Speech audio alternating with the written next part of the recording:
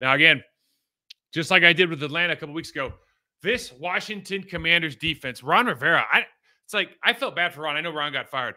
Ron comes off as like one of the best dudes. Love to play for him. Love the guy. Loved him in Carolina, man. Loved him in Carolina. But they get rid of they get rid of Sweat. They get rid of Chase. And you just go, well, wait a second. Why did you just got rid of their best players? What are you doing? I know they got Deron Payne, I know, and Allen, but you can't. I don't know how a team competes in the NFC East and you get rid of your two best pass rushers. And I know, I'm sure they have some grand plan. Like all these teams, it's like all these teams firing these good coaches. It's like the Tennessee coach is firing Mike Vrabel, and then it comes out that they didn't like the way. And I don't know if it's true. This lady, who Bud Adams' daughter, who now runs the team because she's an expert. There's something to the effect of, "Oh, I didn't like the way Vrabel talked when he got inducted to the Patriots Hall of Fame." It's like, do you not know anything about football, man? Like, what are we doing? Like, you just got rid of a top 5, top 3, from a locker room respect guy that people want to play for, top 3 guy. If that's the case, then someone needs to sit in the room with the decision makers in that building. Let's just put it that way. That's ridiculous. Anyways, all hands on deck for 88. 80. If you wear 88 in Dallas, you're a dog. And this dude's the real deal. So they do under center play action. So they run the ball good enough, right? They're middle of the pack, 14th in the league. They run the ball good enough. And because they run the ball good enough, it's always, we're peeking in the backfield. What's going on? And like, you can't peek in the backfield versus CeeDee Lamb. Bye-bye. I mean, think about how off he is on this guy, on the tight end. I mean, they're just all screwed up because they do a good enough job. Great sell action by Dak. Great offensive line work. I mean, it's that part of their game. And that is a Mike McCarthy, that's a pride thing for him. We're going to look the part when we're doing our play action stuff. The Commanders are not good. You have to take your 50-50 chances. When Dak gives you something, like if your eyes are in the backfield, you got to make a play on this ball. Not a terrible throw. I'm just saying there's multiple times, even on this drive, where it's like, you got to have this. They're going to give you 50-50 balls. Like, like the defender is running this route. He's not going to the left. Look at the space that's on the right. The corner is running the route for the guy, and Dak throws back shoulder. He never gets his head around, and they catch a touchdown. These are the play, and Dak's a good player, man. I mean, he's a really, really good football player, and they've got good guys. But you can't go into a place and run the route for the corner as a corner, and then give up the pass on a back of the end zone.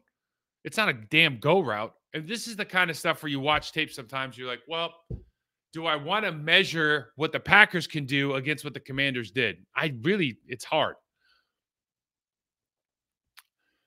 Jake Ferguson, I joke about the TikTok relationship, but he's really good.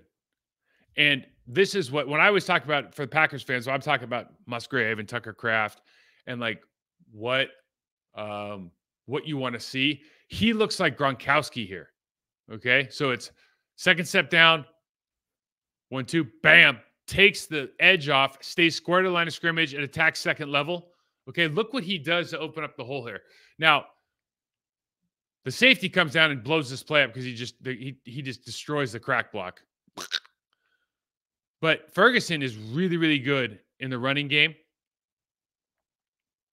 And if you're playing 6 in the box, he's backside here, by the way. He'll glove up this defensive end.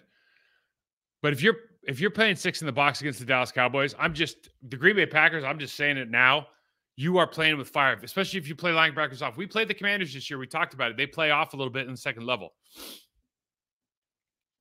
They're going to get 2 double teams here, and they're going to win, and they're just going to push their guys up to the second level. And so what I'm saying is you're going to fall forward for 5 every time.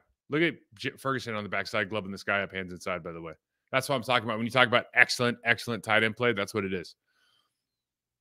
So we could sit here and go, oh, that's a 5-yard carry. It's if you're falling forward for 5 or 5.5 yards. And if you're going to play with 6 in the box, man, it doesn't have to be pretty. You're going to be there all day. So they have, look at this, fullback insert into the A gap to really, they're going to lead on the backside backer, but he's really helping for like the spike look or anything that happens in that, with that backside center. Okay. So he's basically got to bumper both players, run through, but it's just another 6v6 blocking scheme. Your extra player is your running back. And if you wanted to run Dak, you'd have 7 on 6. I don't know if the Commanders are thinking about the draft or not in this play. I see again, I'm watching this game and I'm like, all right, I want to give people something to think about what the Packers could be looking at. And I'm watching this game and I'm going, this is stupid. Who's going to do this? I mean, who is going to run 6-man box when you have nobody inside to play? You have the linebackers I don't know their names. You've got rid of your defensive ends. You've got 2 good players at defensive tackle, but they can't be in the game all the time. Look at this. Like, what are you doing? The tight end runs over the backup tight end, destroys your linebacker. That's what happens when you get a long season. It's the last game of the season. The Commanders are going like, all right, a coach is getting fired. That means that we're not doing a good job. What time's the flight out of here? This is all nonsense. You got to go out and play. The Cowboys are out and playing, but man, think about vacation. So again, the Cowboys here are just really they're just really in a trips right, tight end attach. They're going to send the back out to the left. So it's going to end up being a 3-by-2 with an empty look. Okay. And you have to account for this. They're going to put their running back out in the route formation or route progression a lot. And for whatever reason, you see this linebacker walk up at the line of scrimmage here, talking about the guy on the hash mark at the 38-yard line, top hash, and he's pointing to, I don't know if he's pointing to the tight end. I don't know what the hell he's doing, but he just decides, I guess we're not going to cover the running back now. And this is the thing against the Dallas Cowboys. They run up against bad teams. So bad teams do this. I don't know why. But if you're the Green Bay Packers, you cannot have these kind of mistakes. And we've talked about the last couple of weeks. Communication is absolutely vital for that secondary. This is exactly what we're talking about. They're going to look at, if they go back and look at the Tampa game, they're going to go, oh, I've seen this before. This is absolutely vital. But before we go to the Lions, don't forget that this is the playoff Cowboys. And all I mean by that is Dak does nothing wrong here, but bad stuff happens to them sometimes. Dak has tip ball interceptions, gets off his first or second look interception. Like, this stuff does happen, not just to this team, but to every team. But they do have that playoff thing looming over their head, okay? Now, this is a playoff caliber defense in the Detroit Lions. I'm going to show this play from 2 angles, show you 2 different things. So first is, let's just move people at the line of scrimmage and have a plan at the second level to be able to attack downhill.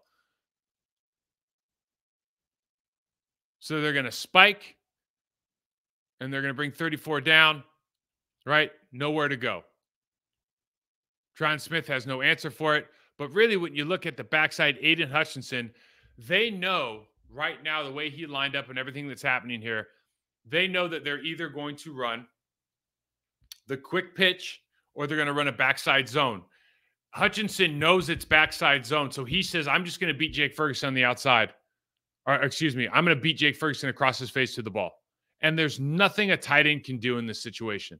He lines up 4-eye, gaps there, gonzo, okay?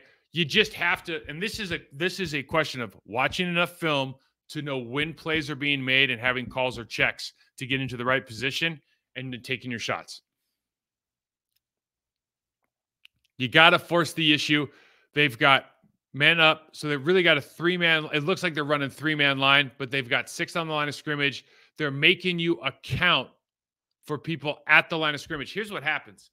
If you walk a guy up, this will happen against the Green Bay Packers with Micah Parsons. When you walk a guy up, he's standing up over like the center or the guard, and let's say you're running outside zone, you think it should be easy to block that guy because he doesn't have leverage. But the truth is he's very, very nimble at that point, and he can just turn his shoulders and run away from you, okay? And that's what can happen when you're trying to maybe get outside with a quick toss here.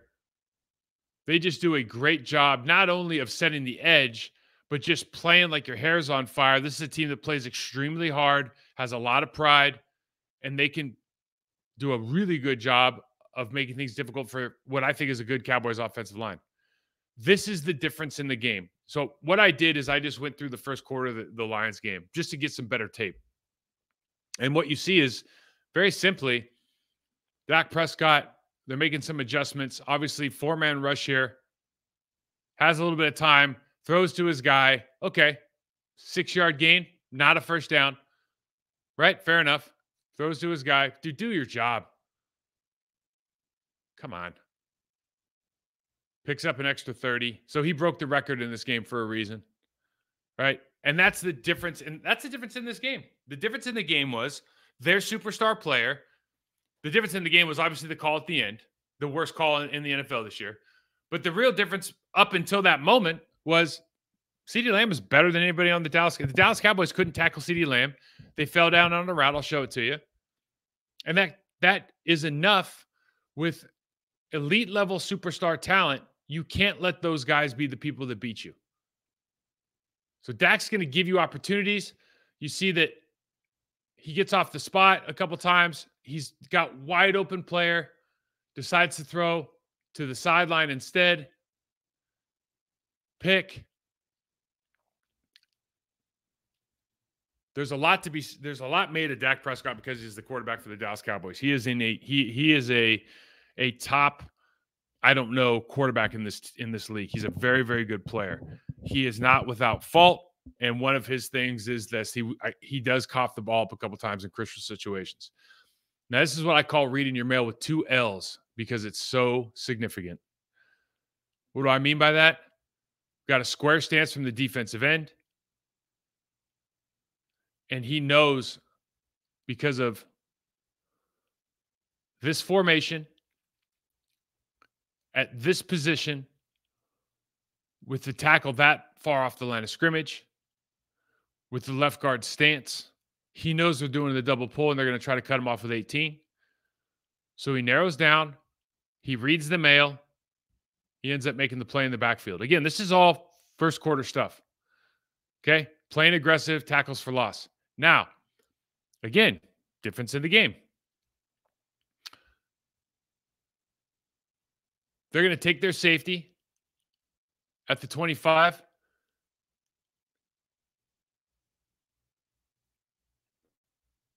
They're going to sit him and trap backside, go into a single safety look. He's going to trap that dig route. And that leaves an opportunity in the seam that they've covered well. Like this is just good defensive play. You can barely see the guy down at the bottom of the screen who's singled up, but they go to single safety high. They start in like a quarters look and they really just box in number 3, like every other team does, like the Packers do all the time. You got it. Dak tries to hit the seam route. Not there. Here's where we get into trouble. 3rd down. You got to close the door. This is an elite level play from Dak. And then obviously having a wide receiver that is able to make the adjustment. Now you're all by yourself. Guy falls down. It's a 96-yard touchdown. So you want to pad your stats? That's a good way to do it.